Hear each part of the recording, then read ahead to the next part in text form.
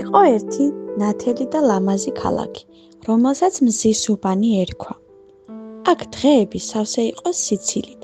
ყველა ერთმანეთს ეხმარებოდა და ხალხი ბედნიერი იყო. მზის უბანში ცხოვრობდა გოგონა, სახელად ლიზა. ლიზა იყო მცხოველი. ის აცხობდა პურს და ნამცხრებს.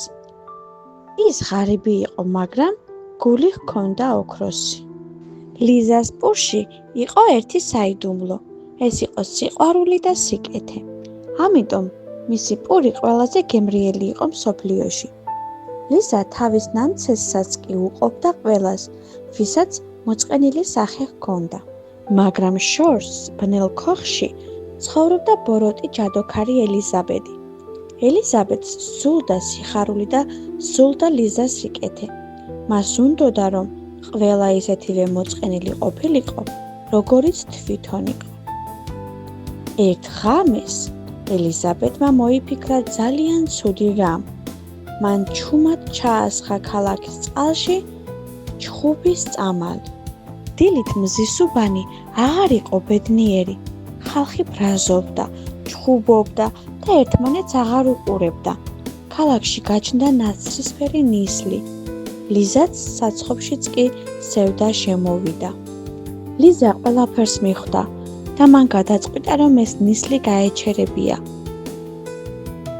მან აიღო ყველაზე გემრიელი პური, ჩადო ჩანთაში და გაჰყვა იმ შავ ნისლს, რომელიც ბნელი ტყისკენ მიდიოდა. ლიზა მიპოვა ელიზაბედის ბნელი ქოხი.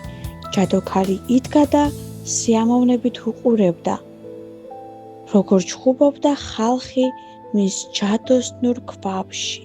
ლიზამ თამამად შეაღო კარი.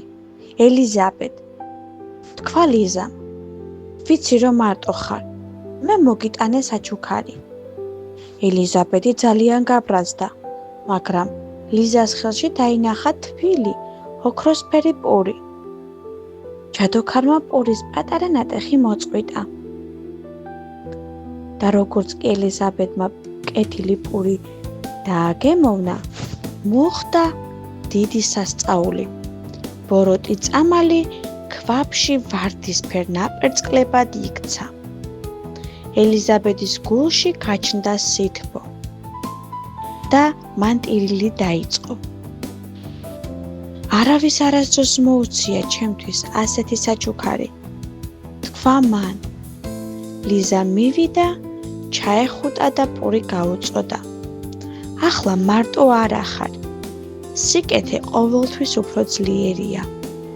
ლიზა და ელიზაბედი დაბრუნდნენ მზის უბანში. ელიზაბედმა თავისი ძალა გამოიყენა, რომ ბოროტი ნისლი გაექრო. ნისლი გაიფანტა და ქალაქი ისევ მზესავით გაბრწყინდა. ხალხი მიხვდა, რომ ჩხუბი ცუდი იყო და ერთმანეთს სიყვარულით გადაეხვია. ელიზაბედი ქალაქში დარჩა. მან თავისი მაგიით გააშენა ულამაზესი ყვავილების ბაღი. ლიზა კი აცხობდა თავის კეთილ პურს, რომელიც მათ ახსენებდა, რომ ერთმანეთის სიყვარული ყველაზე დიდი საგანძურია.